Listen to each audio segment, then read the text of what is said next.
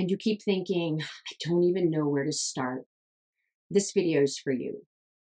My friend, nothing is wrong with you. It's just your whole life structure, everything you knew to be true, has changed. In the next few minutes, I'm going to give you 3 first steps to steady the overwhelm and help you to know exactly what to do first. And no, you don't have to feel confident yet. You just need to know what one next step is. I'm Andrea Daly, a certified life coach. I help women rebuild after divorce, and I've lived my own reset too, big one. So let's get into the 3 steps. Step 1, stabilize before you strategize. Big words. Your first job isn't about fixing your whole life. It's about calming your nervous system so that you can think clearly. After divorce, your brain is in threat mode all the time. When your nervous system is flooded, you tend to overthink, you catastrophize, you can't decide, and you swing between the numb and overwhelmed. Before you plan your next chapter, you have to calm your body enough to be able to think clearly.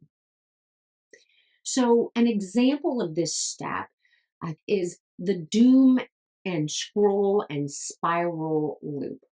Okay, what I mean by this is that you tell yourself on your phone, I don't even know where my phone is, I got it buried here. You tell yourself on your phone, I'm just going to check something super quick. And then you're going, and 2, 3 minutes later, you're researching lawyers, you're researching housing, financing, parenting schedules at midnight, you're having a big, deep discussion with AI. Girlfriend, that isn't planning, that's panic searching. I'm going to give you a tool, a 90-second reset to calm your nervous system in the moment. First, put your hand on your chest. You inhale for the count of 4, and you exhale for the count of 6. You do that 5 times slowly, and then when you're done, you're going to feel things actually slow down in your body and your head. Name 3 things that you can see right now in the moment. You don't have to be looking for it. It's just 3 benign things. They don't have to be special or huge or big, just 3 things. Then say out loud to yourself, I'm safe in this moment, and my next step is small. Stabilizing doesn't fix your life, but it gives you traction. I envision it like running around my home like a chicken with my head cut off with a pair of socks on my hardwood floor. You put a pair of running shoes on, it gives you stability, gives you a bit more safety, and it gives you traction so you can control the direction you're going and how fast. You see, once your body is calmer, then you can add one small structure because divorce destroys routine, which is why our step 2 is so important. Step 2 is choose one anchor routine. Just pick one small daily anchor. You could do morning or bedtime. And this is going to help you rebuild steadiness fast. So, what do I mean by an anchor routine? It simply is just one daily ritual that you do no matter what, so that your day feels just a little bit more steady. Remember, it's not about fixing your whole life. It's about one small thing you can count on. So here's a suggestion for a morning anchor, and this is really good for people that wake up feeling somewhat anxious. It takes 5 minutes and there's no pressure. You just start simply with water before coffee. I don't know if you've heard that one before. I do that. I fill up this big mama here before I go to bed. And my rule for myself is no coffee in the morning until she's emptied. Open the blinds, let the light come in. Natural light is so positive energy flowing.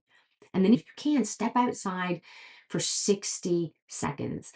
That natural light is just so good on our bodies, especially if there's any sun out as well. It just gives us a fresh perspective to our morning routine.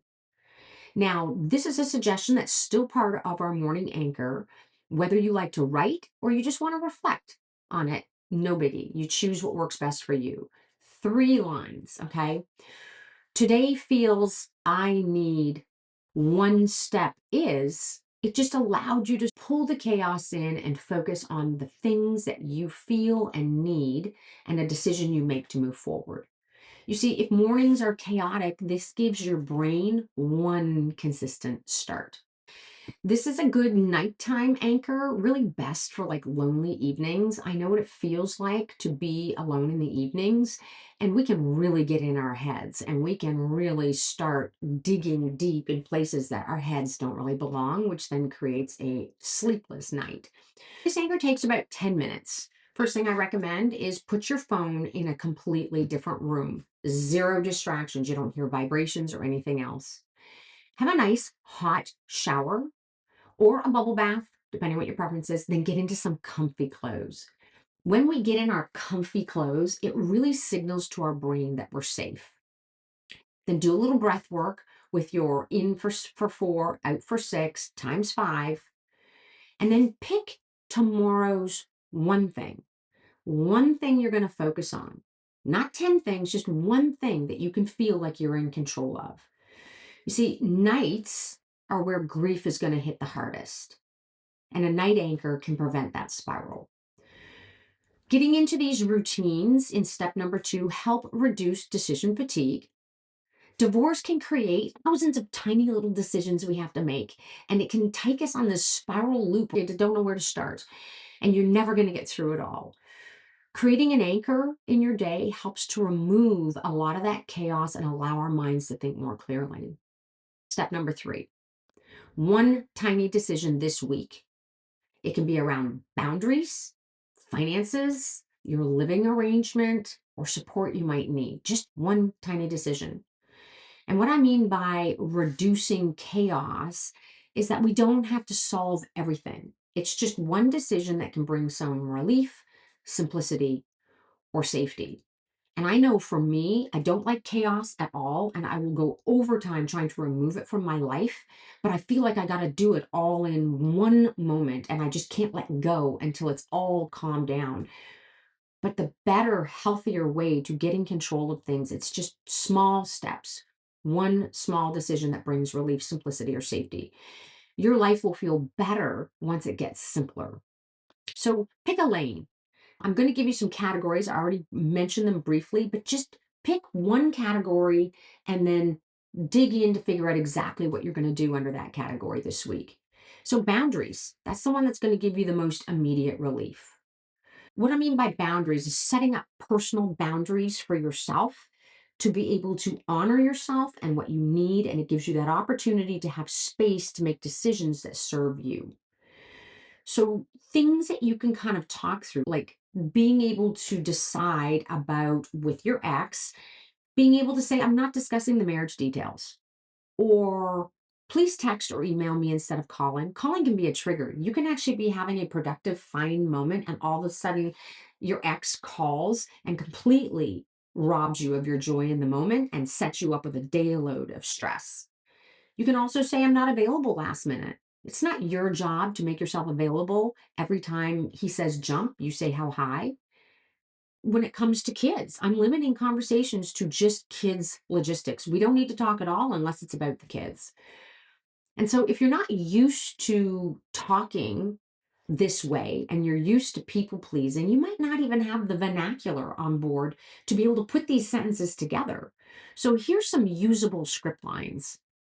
You can simply say, I'm sorry, that doesn't work for me. You could say, I need to keep it simple right now. You need to give yourself that space. Or I'm going to think about it and get back to you. That's a great one. How many times do we just answer in the moment and we get home, we're going, God, why did I say yes? I have one more category that you could pick, support. This is super important. This reduces isolation. These are things that you can do to help get the support you need. Text one friend weekly. Now, this can be a double edged sword because I know when I went through divorce, a lot of my friends didn't come with me. I left my marital home situation. I went to a new space and I was alone. I was scared, alone, broken. I didn't have friends in my new space. So I had to start creating that. But that isolation and loneliness really was the fuel to me finding new friends. But see if you can find a friend, new or old, to text on a weekly basis. Potentially consider therapy or coaching and set up one consult. All therapists and coaches usually always give you a free consult to see if this might be a pathway you want to go down. You work with a therapist, you're going from dysfunctional to functional. You work with a life coach, you're going from functional to optimal. But figuring out what you need in the moment, super important. Another support option is to join just one group. Any kind of group that gets you out doing new things with other people. Meetup is a great app for that if you are just new to this stage of your life. Schedule a reoccurring walk with people or without people, but just getting out there, especially if you could find a group where you can walk with and maybe just talk with and get to know some new people. Remember, support isn't a luxury after divorce, it is a necessity. One decision a week is 52 decisions a year. And that's how to rebuild without burning out, my friend.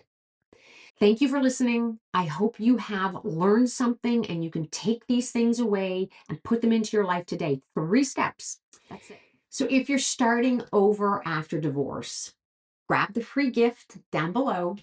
And if you want help choosing your next right step, book a clarity call. I'm here.